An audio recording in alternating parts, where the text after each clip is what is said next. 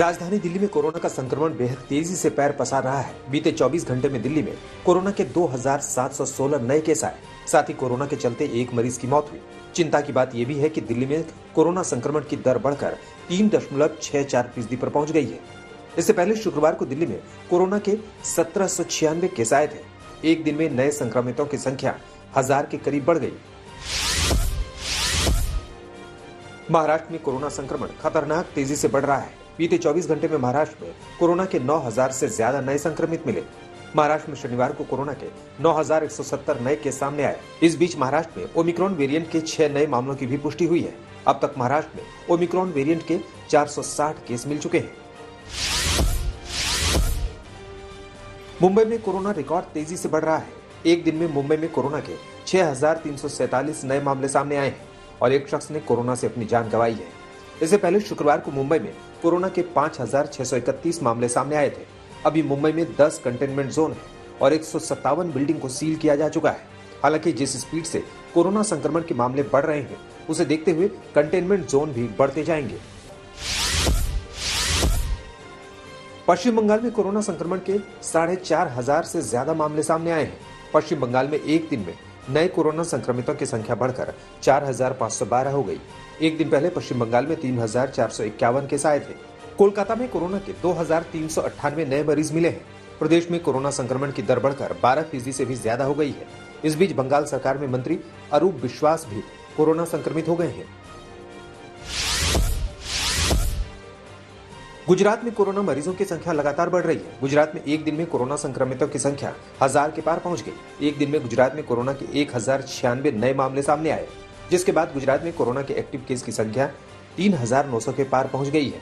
वहीं बीते 24 घंटे में गुजरात में ओमिक्रॉन वेरिएंट के 23 मरीज मिले हैं। शनिवार को राजस्थान में ओमिक्रॉन वेरिएंट के 52 नए केस सामने आए। इनमें सबसे ज्यादा 38 केस राजधानी जयपुर में मिले।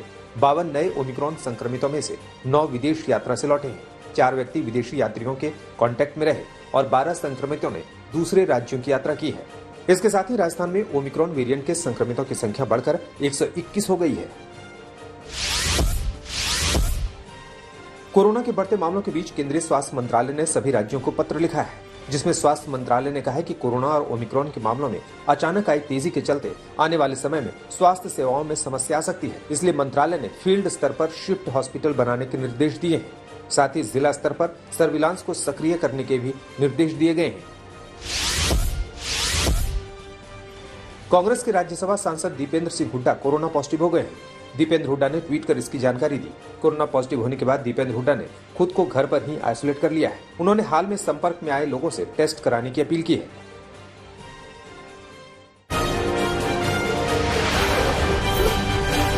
यूपी के मुख्यमंत्री योगी आदित्यनाथ विधानसभा चुनाव लड़ेंगे। पत्रकारों से बातचीत में योगी आदित्यनाथ ने इसकी जानकारी दी। हालांकि योगी आदित्यनाथ ने यह भी कहा कि वो चुनाव कहां से लड़ेंगे, इसका फैसला पार्टी करेगी। इसके साथ योगी आदित्यनाथ ने दावा किया कि बीजेपी यूपी में 300 से ज्यादा सीटें लाएगी। प्रधानमंत्री नरेंद्र मोदी आज यूपी के मेरठ का दौरा और वहां मेजर ध्यानचंद खेल विश्वविद्यालय की आधारशिला रखेंगे। इसके साथ ही पीएम मोदी पश्चिमी यूपी के राष्ट्रीय और अंतर्राष्ट्रीय स्तर के 32 खिलाड़ियों से संवाद भी करेंगे। प्रधानमंत्री 11:30 बजे मेरठ पहुंचेंगे और फिर शहीद स्मारक जाकर वहां पुष्प अर्पित करेंगे। फिर पीएम मोदी काली पलटन मंदिर में दर्शन करने जाएंगे। इसके बाद खेल विश्वविद्यालय की आधारशिला रखेंगे। समाजवादी पार्टी के अध्यक्ष अखिलेश यादव ने यूपी चुनाव से पहले बड़ा ऐलान किया है। उन्होंने अपने चुनावी वादे में घरेलू बिजली उपभोक्ताओं को 300 यूनिट बिजली मुफ्त देने का वादा किया है। इसके अलावा किसानों को सिंचाई के लिए बिजली मुफ्त मिलेगी। अखिलेश यादव ने ट्वीट किया, अब 22 में न्यू यूपी में नई रोशनी से नया साल होगा। 300 यूनिट घरेलू बिजली फ्री और सिंचाई बिल माफ होगा। अखिलेश यादव के 300 यूनिट मुफ्त बिजली के वादे पर मुख्यमंत्री योगी आदित्यनाथ ने पलटवार किया है। रायपुर में जनसभा को संबोधित करते हुए योगी आदित्यनाथ ने कहा कि जो लोग सिर्फ बिजली के भारी भरकम बिल दिया करते थे, वो लोगों को फ्री बिजली कहां से देंगे। आज समाजवादी पार्टी के बबुआ कह रहे थे कि मुफ्त बिजली देंगे। उनसे पूछा जाना चाहिए कि जब बिजली ही नहीं देते थे तो मुफ्त क्या देंगे, उल्टे भारी भरकम बिल थमा देते थे। कुछ देर पहले पढ़ रहा था, समाजवादी पार्टी के राष्ट्रीय अध्यक्ष बबुआ आज कुछ बोल रहे थे। और उनके मुंह से निकल रहा था कि सरकार आएगी तो हम मुफ्त बिजली दे देंगे। अरे जब आप बिजली ही नहीं देते थे तो मुफ्त कहां से होता? तो उल्टा जनता से जो वसूली करते थे इसके लिए माफी तो मांग लो। जब बिजली ही नहीं आती थी तो मुफ्त की बात कहां, यहां तो जनता से एक तरफा वसूली होती थी। यूपी में चुनाव से पहले हर पार्टी ब्राह्मण मतदाताओं को लुभाने की कोशिश में है। इसी कड़ी में समाजवादी पार्टी के अध्यक्ष अखिलेश यादव आज लखनऊ में भगवान परशुराम की मूर्ति का अनावरण करेंगे। लखनऊ में पूर्वांचल एक्सप्रेसवे के पार समाजवादी पार्टी के नेता संतोष पांडे ने भगवान परशुराम का मंदिर बनवाया है। समाजवादी पार्टी के नेताओं का दावा है कि प्रदेश में अलग अलग जिलों में इसी तरह भगवान परशुराम का मंदिर बनवाने के बाद लखनऊ में 108 फुट ऊंची प्रतिमा स्थापित की जाएगी। कन्नौज में आयकर विभाग की कार्रवाई में इत्र कारोबारी मोहम्मद फैजान के घर से 4 से 5 करोड़ रुपए कैश और सोना बरामद हुआ है। बताया जा रहा है कि मोहम्मद फैजान मोहम्मद याकूब परफ्यूम्स का मालिक और इत्र कारोबारी मलिक मियां का बेटा है। आयकर विभाग अब इस बात की जांच कर रहा है कि बरामद रकम का काले धन से कोई कनेक्शन तो नहीं है। हालांकि जानकारी के मुताबिक आयकर विभाग की करीब 27 घंटे की जांच में समाजवादी पार्टी के एमएलसी पुष्पराज जैन के घर से कुछ बरामद नहीं हुआ है।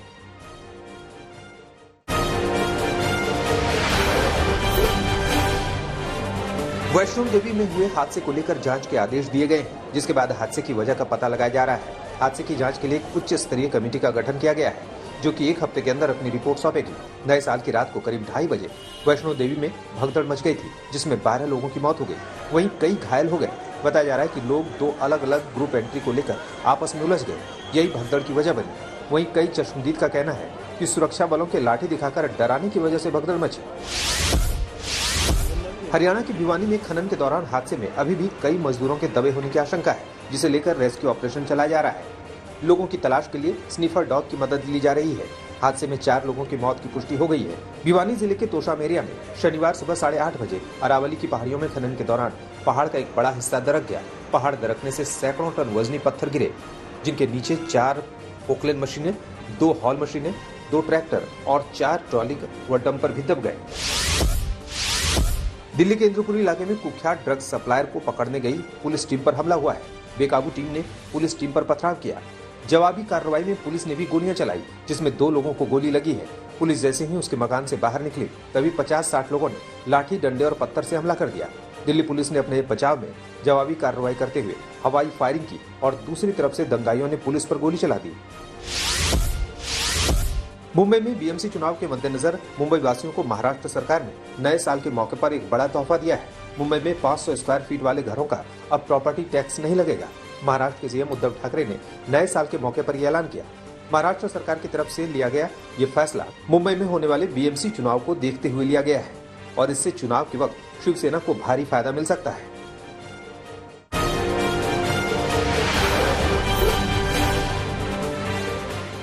ओमिक्रॉन वेरिएंट के दहशत के बीच फ्रांस की राजधानी पेरिस में मनाया गया नया साल का जश्न। राजधानी पेरिस में उमड़ी लोगों की भारी भीड़। नए साल के जश्न में सोशल डिस्टेंसिंग की धज्जियां उड़ाते नजर आए लोग। फ्रांस में पिछले 3 दिनों से हर रोज आ रहे हैं 2 लाख से ज्यादा केस। कोरोना के नए वेरिएंट के बीच अमेरिका के लॉस वेगस में दिखा नए साल का शानदार उत्सव। नए साल पर आतिशबाजी और संगीत कार्यक्रम का आयोजन देखने के लिए उमड़ी भारी भीड़। लोगों ने जमकर उड़ाई सोशल डिस्टेंसिंग की धज्जियां। कोरोना के नए वेरिएंट और बढ़ते कोरोना से बेकाबू हुआ अमेरिका। पिछले 24 घंटे में फिर दर्ज किए 4 लाख से ज्यादा केस, 700 से ज्यादा लोगों की हुई मौत। बढ़ते केस से बड़े पैमाने पर बच्चे भी ओमिक्रॉन की चपेट में आ रहे हैं। पिछले 1 हफ्ते में 378 बच्चों को अस्पताल में कराया गया भर्ती।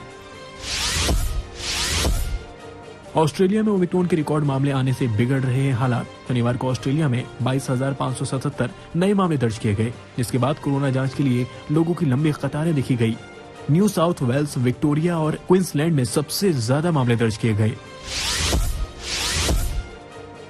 उत्तर कोरियाई नेता किम जोंग उन की सत्ता के 10 साल पूरे होने पर शनिवार को देश को संबोधित किया। इस बार किम जोंग उन ने परमाणु हथियारों की जगह घरेलू विकास और स्कूली यूनिफॉर्म पर ज्यादा जोर दिया। साथ ही किम जोंग ने कहा कि 2022 में उत्तर कोरिया का मुख्य लक्ष्य आर्थिक विकास और लोगों के जीवन में सुधार लाना है।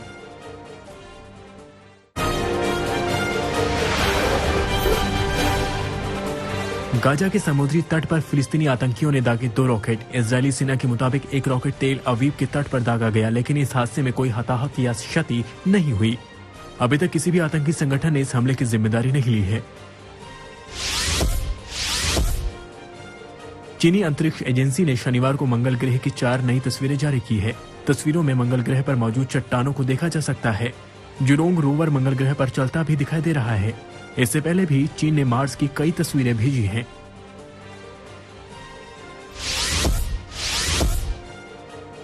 केपटाउन के सेंट जॉर्ज कैथेड्रल में दिवंगत आर्कबिशप डेसमंड टूट को अंतिम विदाई दी गई। अंतिम संस्कार में टूट के परिवार के सभी सदस्य शामिल हुए।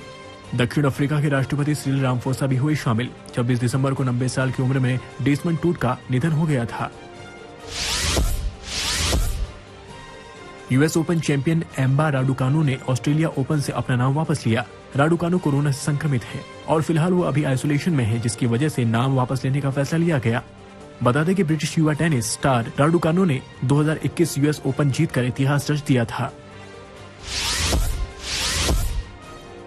नए साल के जश्न पर पोप फ्रांसीसी ने दुनिया भर में महिलाओं के खिलाफ हो रही हिंसा पर आवाज उठाई। पोप फ्रांसीसी ने कहा कि महिलाओं के खिलाफ हिंसा ईश्वर का अपमान है। हम सभी को महिलाओं का सम्मान करना चाहिए। साथ ही पोप फ्रांसीसी ने नए साल पर लोगों को शुभकामनाएं दी।